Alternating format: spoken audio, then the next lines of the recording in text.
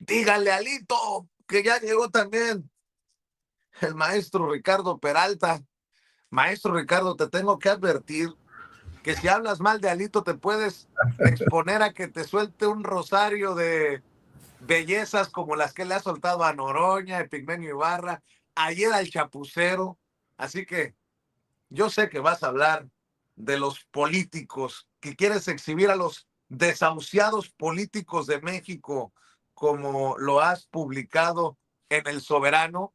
Nada más te estoy advirtiendo. Te mando un abrazo, Ricardo Peralta, ¿cómo estás? Muy contento, como siempre, muy querido Vicente, contento de estar aquí en Sin Censura.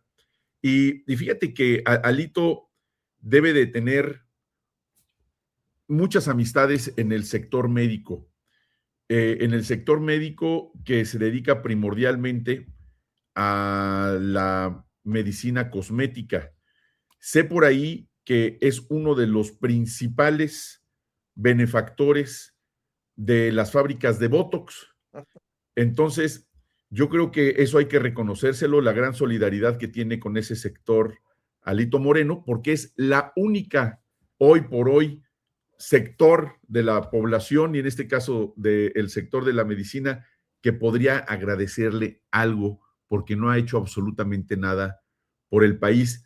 Pero fíjense ustedes cómo son las cosas. Yo creo que sí, el hecho de que Alito Moreno se haya convertido en el sepulturero del PRI, el hecho de que hoy viaje a los Estados Unidos, suba él mismo videos en un afán de camaradería con senadores republicanos, con congresistas de ese país, con expedientes o por lo menos folders con papeles, a lo mejor son en blanco, porque yo no entendería cuáles son las informaciones o las investigaciones o la capacidad que él tendría para informarle además a congresistas extranjeros, sobre todo cuando pesa sobre de él denuncias que se han presentado en la Fiscalía General de Justicia del Estado de Campeche, en la Fiscalía General de la República. Todos hemos visto la cantidad de bienes que tiene y cómo los fue conformando a través de prestanombres de su propia familia. Y este enriquecimiento tiene que ver precisamente con lo que he mencionado en mi columna de El Soberano y también la del Heraldo de México que salieron publicadas ayer y hoy, donde hablo de los desahuciados. En derecho, hablar de desahucio, hablar de un procedimiento de desahucio, se refiere precisamente a las personas que no tienen ya ninguna posibilidad de continuar con una defensa en virtud de que han perdido absolutamente todas las posibilidades de hacer una defensa sobre algún negocio jurídico. Pero en materia de medicina, en materia médica, los desahuciados son los que desafortunadamente también la salud se les ha acabado, donde ya no hay nada que hacer desde la ciencia médica para poder hacer algo para que preserven la vida.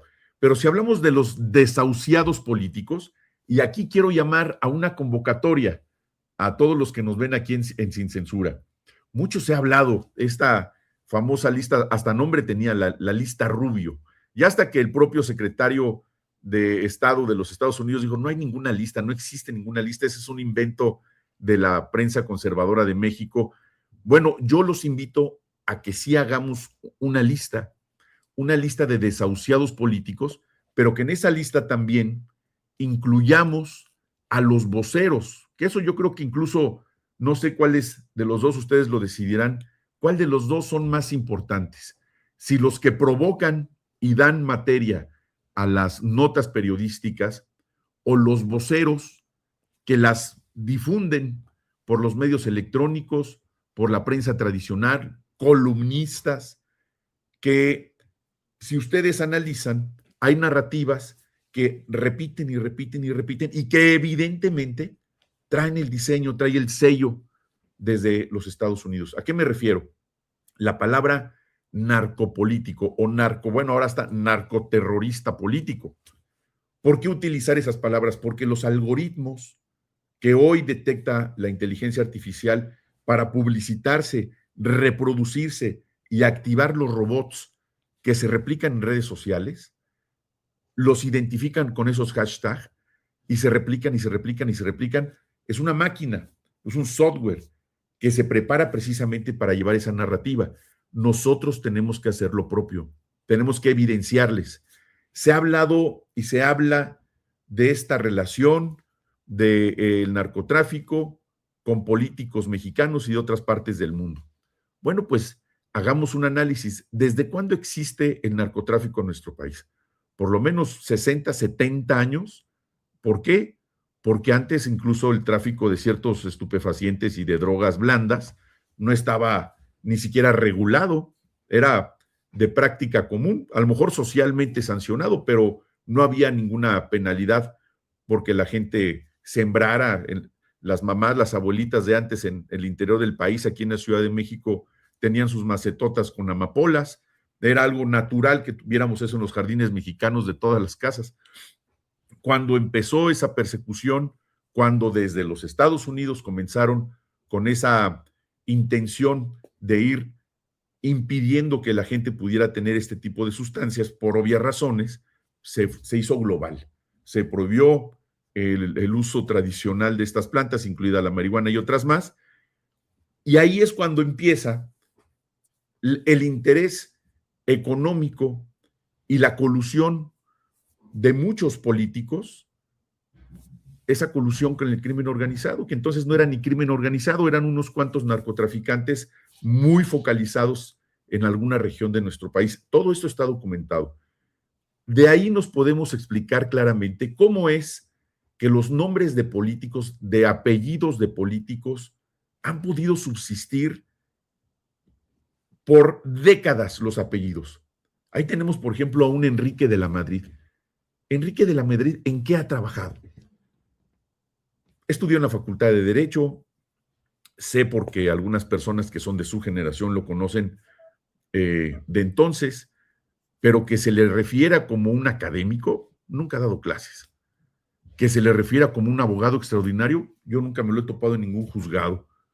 Que haya sido un servidor público extraordinario, salvo ese acto de nepotismo que tanto hablan, cuando fue secretario de Turismo, pues evidentemente por el apellido. Si seguimos ahí la lista, al día de hoy, ¿cuántos de estos familiares que vienen desde el priismo rancio de más de 90 años, si hablamos del panismo, también rancio, que tanto daño le hizo a nuestro país, y si se escarbara un poquito, ¿dónde están estas familias? ¿De qué han vivido estas familias? ¿Será que el único narcopolítico, porque una cosa es la condición mediática, una cosa es el sicariato que realizan algunos comunicadores pagados evidentemente para crear esas narrativas en contra de políticos, en contra de servidores públicos, y otra cosa son las sentencias penales? El único narcopolítico en México conocido, sentenciado y evidenciado que existe en la historia de México, el único, es Genaro García Luna. Genaro García Luna es el único narcopolítico relacionado muy cercanamente con Felipe Calderón, con el señor Lozano, secretario del Turismo, relacionado... Del trabajo. Perdón, de trabajo con el panismo, relacionados nada más y nada menos que con la colusión, la relación criminal que envenenaron a miles, y si no es que a millones de jóvenes estadounidenses por haber permitido el trasiego de drogas hacia los Estados Unidos, ostentando una protección oficial desde el gobierno. Ese es el único narcopolítico que existe. ¿Por qué? Porque hay una sentencia. Lo demás son parte de esa narrativa. Yo por eso los invito a que hagamos los convoco a que hagamos esa lista, PRI, PAN, y empecemos a enunciarlos. ¿Cuántos de estos gobernadores priistas están en la cárcel todavía por relación con el crimen organizado? Evidentemente también delitos relacionados con el servicio público como el peculado, es decir, haber distraído el presupuesto público y haberse construido ranchos inmensos, como el caso de Nayarit, entre otros gobernadores. Duarte, que le han encontrado y le han imputado otros 300 millones más de desvíos que he especulado. El otro Duarte de Chihuahua, panista, en fin. ¿Y cuántos en 7 años gobernadores, servidores públicos de este movimiento han sido señalados? Habrá, seguramente habrá. La corrupción, el narcotráfico, la comisión de delitos es un fenómeno social. Nadie es perfecto. Seguramente alguien habrá cometido algún error, pero el nivel de colusión, el nivel de complicidades y el nivel de riquezas que han amasado durante décadas deberían mejor quedarse callados.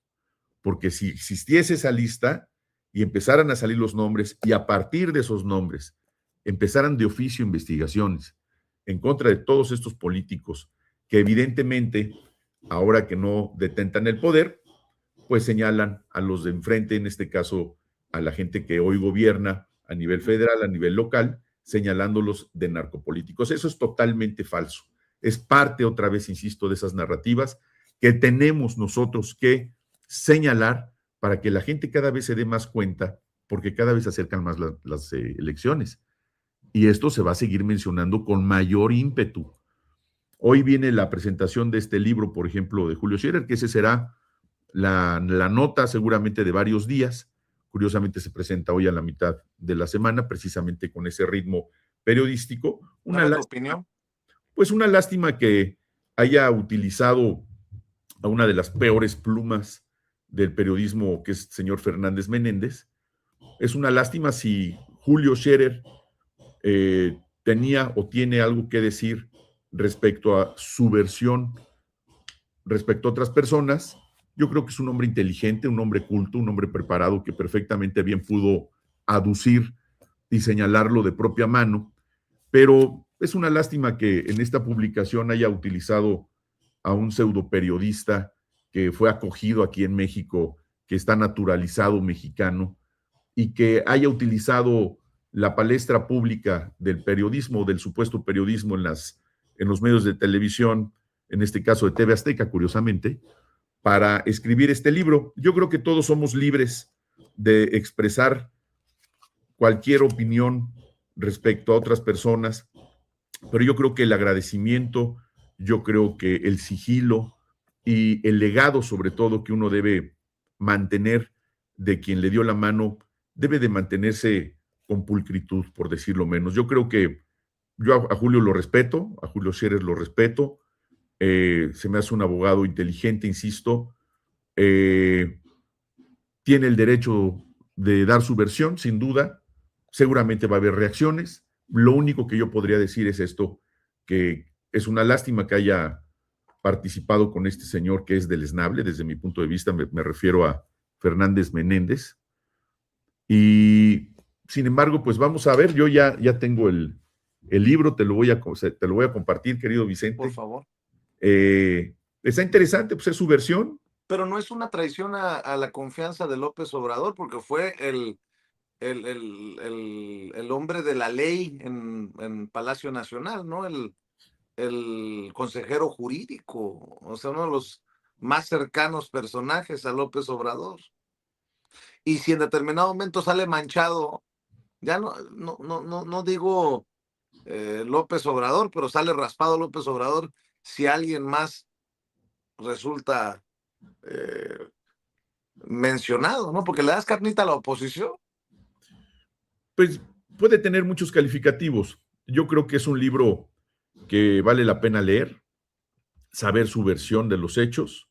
Hay muchas versiones. Acuérdate que la historia la escriben muchas personas. La historia no puede ser de una sola persona. Hay muchas versiones. Hasta la Biblia tiene a sus distintos apóstoles y sus distintos libros y sus distintas percepciones de lo que ocurrió. Y otras historias más, las historias comúnmente las escriben los vencidos. Perdón, las escriben los ganadores.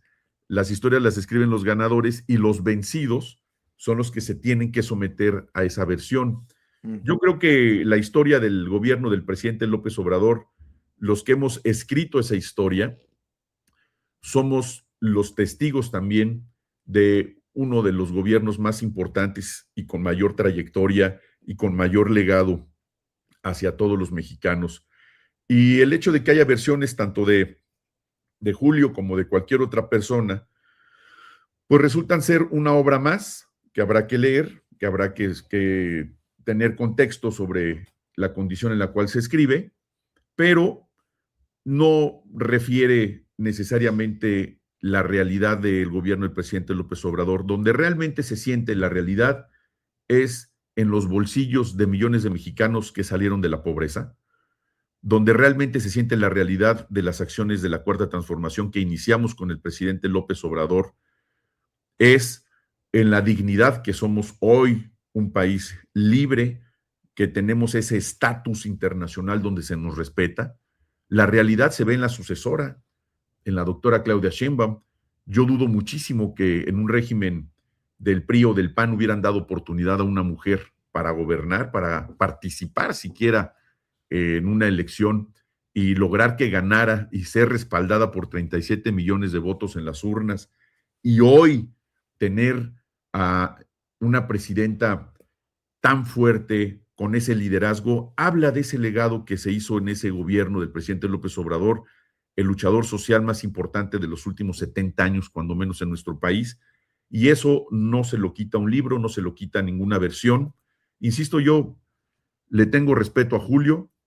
Hoy presenta este libro y lo importante aquí será quiénes son los que hoy se pueden frotar las manos por esa publicación. Habrá que tener una narrativa también de parte de nosotros, los que creemos en la transformación y creemos en este país, en el sentido que ya les refería, tener una lista de los narcopolíticos reales de nuestro país, encabezada, en principio yo propongo evidentemente a Genaro García Luna, a su jefe, evidentemente a Felipe Calderón, y veamos cuál es el medio y la forma de vida que tienen hasta ahora.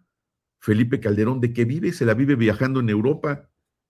De verdad, sin las pensiones de expresidentes que tenían hasta el año 2018, ¿de qué viven los expresidentes? ¿De qué vive Salinas?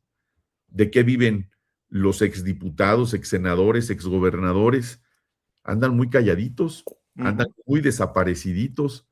A lo mejor ellos sí están en esas famosas listas y recuerden que los que se fueron a los Estados Unidos enviados precisamente por un contexto de seguridad nacional, y me refiero a los narcotraficantes más temidos de nuestro país que ahora están en los Estados Unidos, ellos sí tienen mucho que hablar de los periodos donde florecieron sus crímenes atroces. Ahí es donde nació el verdadero crimen organizado, cómo se fueron coludiendo con el gobierno, cómo amasaron esas fortunas. Y ese es el tema que yo creo que tenemos que tener muy presente, y la narrativa permanente de quiénes son realmente los narcopolíticos de este país, que ciertamente estamos recogiendo esos frutos malditos que se sembraron en el pasado, mi querido Vicente. Tu opinión nada más para cerrar, Ricardo, si me permites. Desde la mañana le comentaba a la audiencia de Sin Censura, a nuestros amigos que nos sintonizan desde tempranito, que mi hermano me mandaba un comunicado de la Administración Federal de Aviación de Estados Unidos que se cerraba el espacio aéreo en El Paso, Texas, por 10 días, creo que hasta el 20, desde ayer hasta el próximo 20 de febrero. Comentábamos mi hermano y yo las posibles razones. La presidenta menciona el caso, le hacen un planteamiento a la presidenta, dice que no hubo drones, y esto de los drones lo publica Sean Duffy, que es el secretario del Transporte de Estados Unidos, posibles drones del narco que cruzaron hacia Estados Unidos, que por eso se toma esta decisión. Dice que ya se acabó la amenaza y que se reabre el tráfico aéreo porque ya no hay problemas. Sean Duffy es el esposo de la presentadora de noticias de Fox, que ha estado entrevistando a muchos de esta oposición, como Lili Telles, como Alito Moreno, etcétera, etcétera, etcétera, para que todo el mundo vaya armando su rompecabezas. Y me preocupa porque la presidenta, pues obviamente, desmiente esto, pero ya se retoma en medios conservadores. Steve Bannon, uno de los asesores de Donald Trump, tiene un programa conservador en medios. Dice, la FAA, la Administración Federal de Aviación, ha confirmado que los drones de cárteles mexicanos sí cruzaron al espacio aéreo estadounidense. Platicaba con Eric Prince, el cofundador de Unplugged, que es otro espacio muy conservador. Y dice Eric Prince, pues más allá de que llevaran armas o drogas, esto es parte de una mecanizada, estratégica invasión que se desarrolla y que está solapada por el gobierno de México en su inhabilidad, en su incapacidad de detener la actividad criminal. Y dicen desde el medio de Bannon, la pregunta es, ¿cómo responderá el Departamento de Guerra a esta invasión del espacio aéreo estadounidense? Si bien es cierto, Steve Bannon ni Eric Prince serían funcionarios y es muy difícil que todo lo que digan sea tomado como ley, si son personajes cercanos a la Casa Blanca. ¿Tu opinión de esto? Y de esta estratégica presión desde medios de comunicación también para tal vez en algún momento doblar a Trump, así lo entiendo yo, doblar al presidente de Estados Unidos y que se le ocurra pues la intervención. Pues habrá que ser muy sigilosos, habrá que tener mucho cuidado con estas intentonas. Yo alguna vez te platicaba y les platicaba aquí al auditorio que hay un museo que me gusta muchísimo aquí en la Ciudad de México, que es el Museo Nacional de las Intervenciones. Ahí está la historia tanto del ejército francés, entonces el ejército más poderoso del mundo invadiendo México en aquella batalla del 5 de mayo.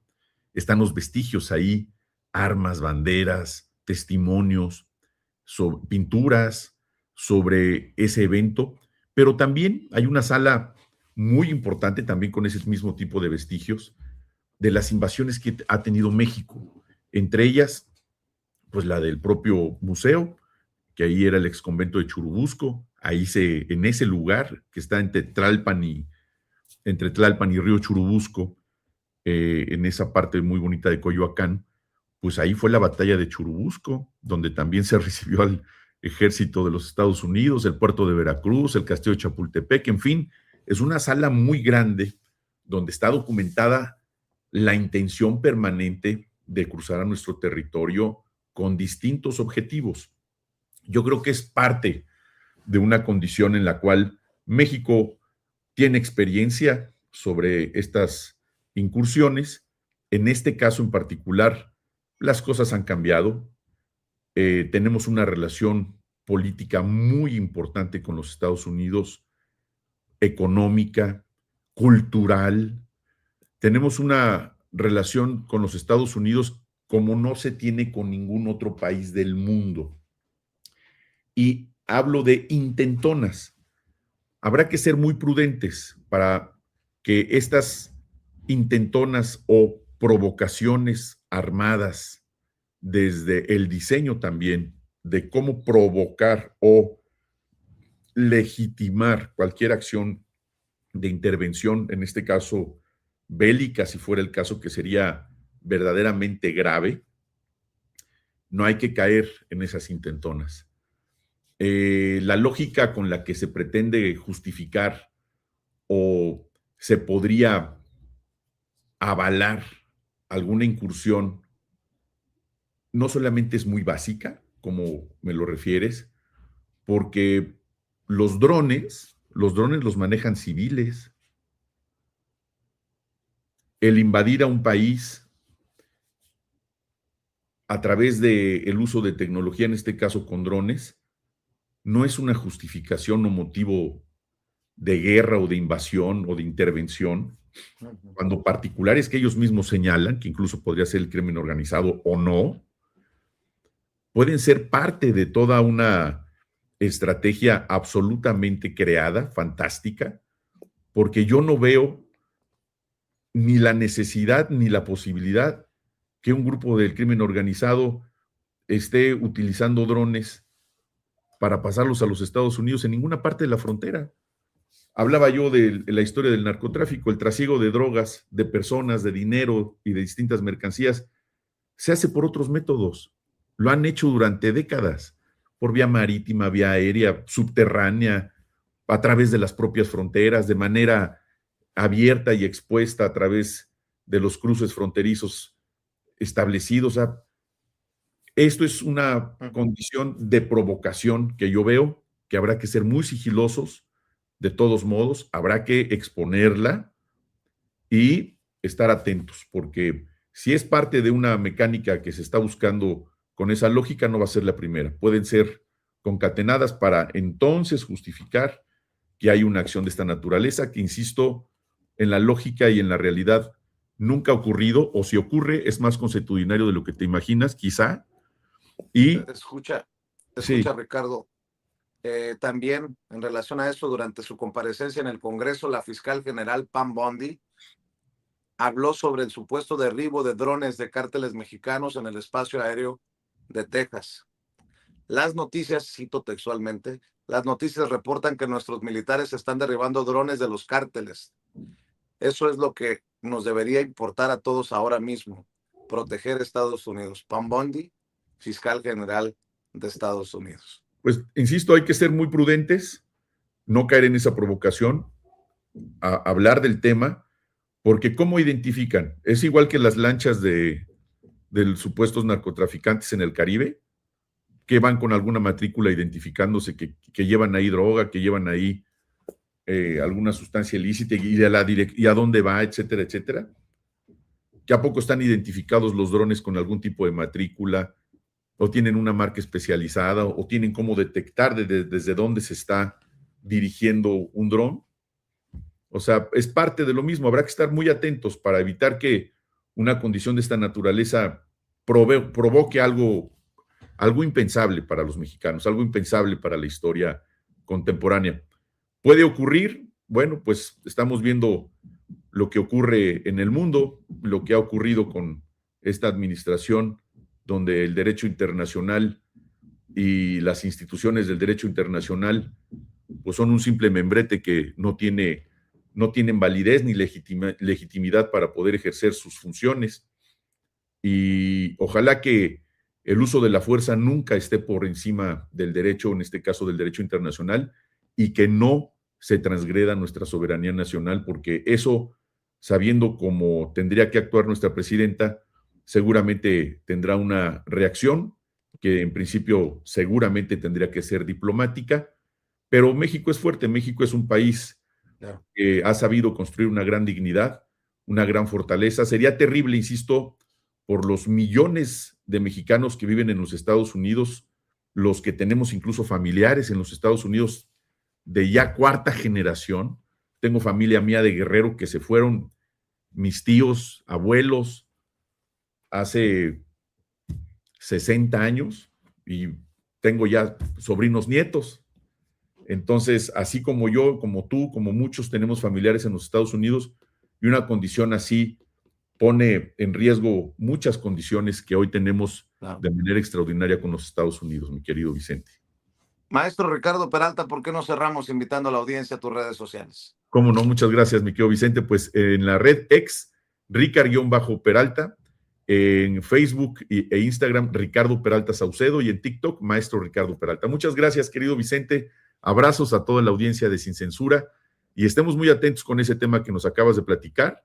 Preocupante, claro, pero esperemos que todo salga muy bien, y tenemos una presidenta de mucha fibra, muy inteligente, y seguramente, como muchas, va a sacar adelante este tema que ojalá no trascienda. Muchas gracias, querido Vicente, te mando un abrazote, amigo. Gracias, el maestro Ricardo Peralta, hablando con nosotros. Sin Censura, nos vemos la próxima semana o antes.